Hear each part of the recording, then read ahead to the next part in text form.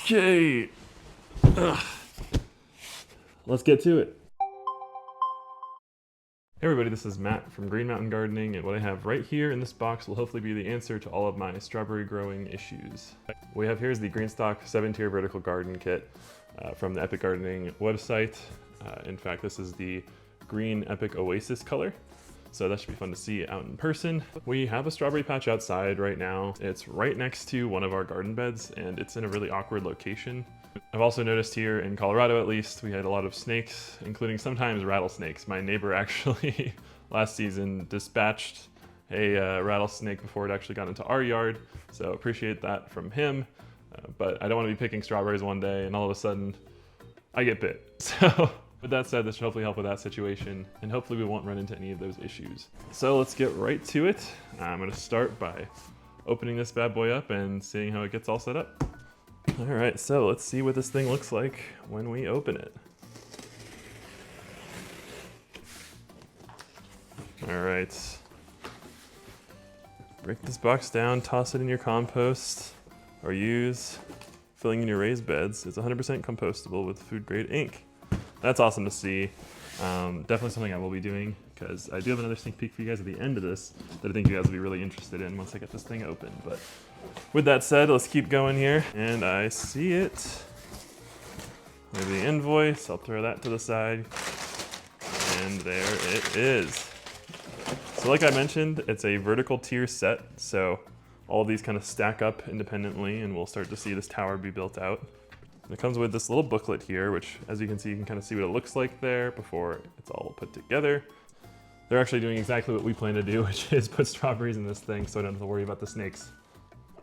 These, I'm assuming, go on the interior. So this booklet has some really good info, kind of talks through some of the things to do with it, how to put it all together, how the watering system works, and this again kind of shows you how you should go about filling it and planting it out, as well as some good ideas for what you could try to grow. That's insane that they say you can grow corn. I think that's pretty cool. I don't think I'll be trying that, but definitely an interesting application. Yeah, without further ado, I think I'm gonna go try to set this thing up so you guys can see what it looks like fully assembled.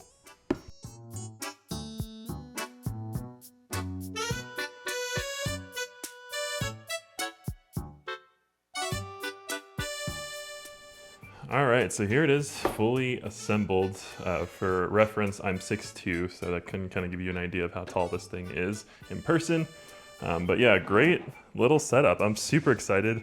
There's even more pockets than I think I realized when I was looking at it online. And yeah, I'm really excited to get this thing actually up and running once our strawberry seeds actually sprout.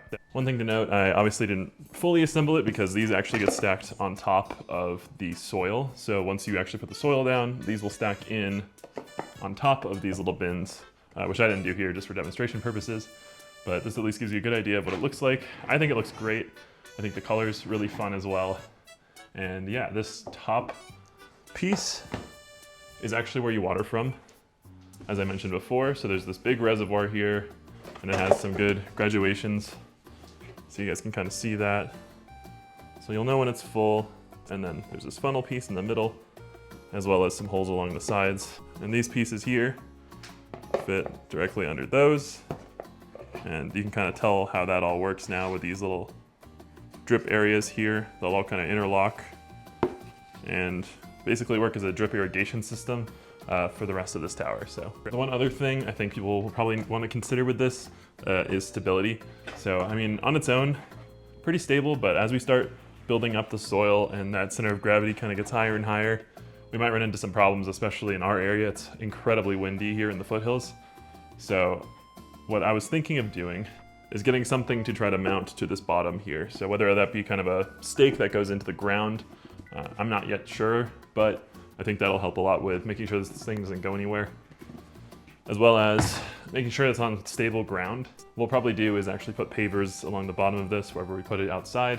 Try to level that ground a little bit, make sure that it's as stable as humanly possible so we don't get any accidents. But yeah, overall, really happy with the size of this, and the instructions were incredibly straightforward. It's really just as easy as those 3 steps make it sound like, which is really nice to see. So I think it's definitely something that if you're considering, would be worth getting in the future. I see no flaws at this stage, but I'll let you know how it goes once we actually start potting in strawberries.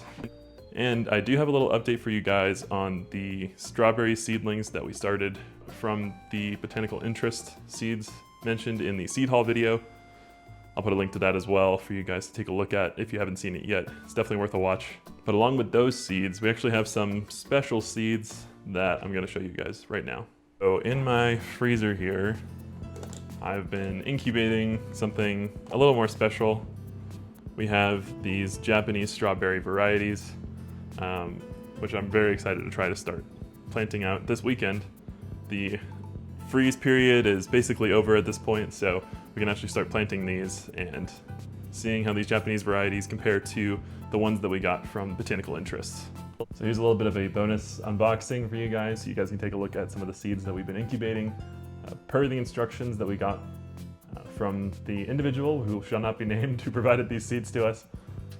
We had to actually incubate them in the freezer to kind of go through a frost period, sort of that simulated winter, even though it is winter outside.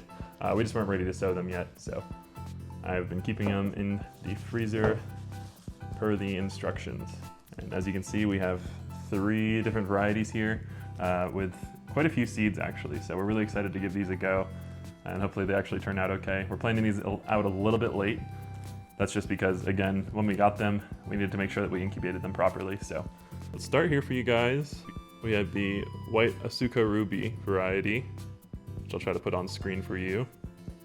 We have the Momo Ichigo and the Crimson Misuzu. So with those seeds and the ones that I mentioned previously from botanical interests, I think we'll have a really good array to test out in this new grow setup. And as I mentioned before, I do still have one more surprise for you guys, so I'll go grab that really quick from the garage and show you guys what I'm talking about. Jeez, these are so heavy. We have not 1, not 2, but 3 new birdies beds to put outside in the garden this year. This is incredibly exciting for us because this means we're gonna at least double how much space we currently have out there, as well as kind of get our final plans together for what we're gonna do for the outside. And if you're curious to see what we plan to do with all this, I'll be making a garden plan video for what we're gonna be doing this spring and summer throughout the season. So stay tuned for that because that'll definitely give you a little bit more insight into our grand plan here at the home. So stay tuned. So now that that incubation period is over for these Japanese varieties, let's actually plant them out so we can finish off all of our strawberry seedlings for the season. So let's get started. What we'll be using are the Epic Gardening 6L trays that I mentioned in my seed starting shelf video, which I'll also have linked, and some seed starting potting mix. I'll also be creating a video soon covering different types of soil mixtures and what they consist of, including seed starting potting mix, standard garden potting mix, and finally a more sustainable option that includes cocoa coir and rice hulls. But that's not what today's about. Today's about getting these strawberries in these containers and actually start germinating. So we'll start by ripping open a fresh pack of potting mix, and I'll start just packing this into the 6Ls. So one big thing with potting mix is how fine it actually is as a material. Both the perlite and peat moss, as used in this case, are very fine grain, and that just allows for better germination / root growth potential. It's a very soft medium that they can easily work their way through. It's important too with soil like this, in my opinion, to make sure it's properly wetted. What you can do too is get like a 5-gallon bucket, pour some of your potting mix into that, and mix it all in with water so it's properly moisturized ahead of time. Since we only have 3 here, I'm not really gonna do that. But if I was planting out some more varieties, which I will be doing soon as well, since it's about time to start planting out our pepper seeds, I might do that instead and just kind of get a big batch going. This is important because as the soil retains moisture, it'll start to compress a little bit. So as you can see, I'm kind of overfilling these just a tad, and that's with the intention of giving them some moisture ahead of time. As you can see, it starts off a bit hydrophobic, and that's just because of how dry it is in the bags that they come in. But over time, this will start to saturate with water, and I can then start planting my seeds in the soil. In my opinion too, potting mix itself is not entirely essential for seed starting. The previous seeds that I've started, as well as the other strawberry varieties, were actually started in a more conventional potting mix that wasn't specific to seed starting, and they seem to be germinating just fine. So that's another part of that experimental series that I'll be doing, which will kind of touch on whether or not we actually do see any real differences. I'd be curious to know, because I know seed starting mix can actually be a bit more pricey than something like standard garden mix. One other thing to note, starting strawberries from seed like this is actually a bit advanced. Oftentimes you can find plenty of strawberry varieties at your local hardware stores, even like Lowe's or Home Depot, which do the job just fine. I think that's probably where our original backyard patch came from before we moved in. But that being said, it's hard to find varieties like these Japanese ones in somewhere like Lowe's or Home Depot. So kind of the pros and cons there. But if you're trying to just get started for the season and you don't really want to go through all this trouble ahead of time like we are, that's totally a fine option and you'll get just as good results. With all that said, I'm just hitting this with some more hydration, and I think we're almost ready. As you can see, after hydrating some of these cells, you'll notice a lot of them start to sink.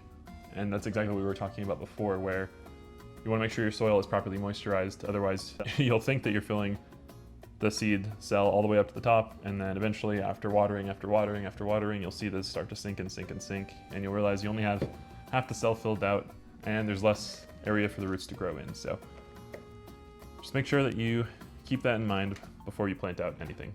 All right, so now that the trays are fully set and ready, we're gonna get going on starting these seeds. First, we'll make a little divot. I'm just using my little utility knife here, but feel free to use whatever you want, pencil, popsicle stick, it all works just the same. So I'm gonna start by making kind of 1/4 inch size holes here. Nothing too big, since these seeds are incredibly small. I don't know if you guys can tell from the package, but man, are they tiny. Germination rate on strawberries is typically pretty low, so we want to make sure we keep that in mind when planting these out. That we might not get the best results or the results we were expecting. I will say, from the botanical interest strawberry variety, we actually got a very good yield, and I didn't really notice too many that didn't propagate. One thing I will say is that it took forever for me to see any results, so keep that in mind as well. It'll probably take you a while before you see any real seeds start to sprout.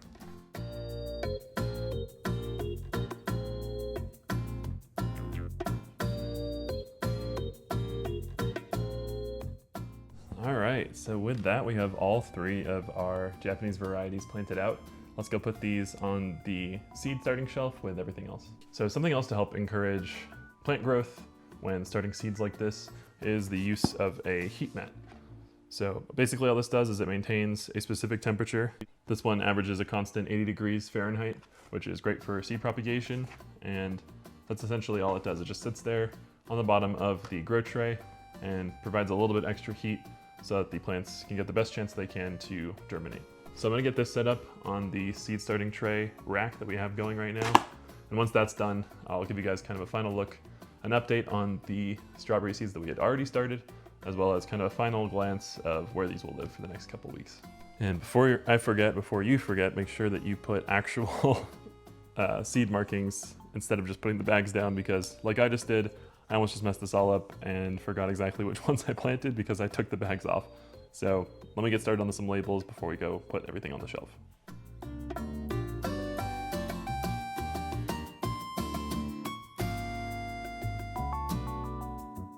And just like that, we have them under the heat mat. As you can see, since the size is a little bit shorter than a standard tray, it sticks out just a little, but no big deal there. And yeah, these will now join their other seeds. We have our lavender here and our sensitive plant in the back starting to germinate. And over here, as I said before, we have our first signs of strawberries. So we have 2 trays right now of the botanical interest one, and I had to thin these out incredibly. They were growing like crazy. And as you can see here in the back, there's even more starting to pop out, so I'll probably have to do another thin run on some of these. But yeah, great germination, and I can't wait to put them into the strawberry planter. So guys, I hope you enjoyed today's video on the strawberry tower, as well as starting out some of our strawberry varieties that are a little bit more unique. And like I mentioned, we'll be getting these birdies beds in the ground soon enough, and I'll get you guys some plans so you guys can see exactly what we plan on doing this year for the garden. With all that in mind, thanks so much for watching. If you enjoyed today's video, please give a like, as well as consider subscribing to the channel. But that's all I got for you guys, so see you guys next time.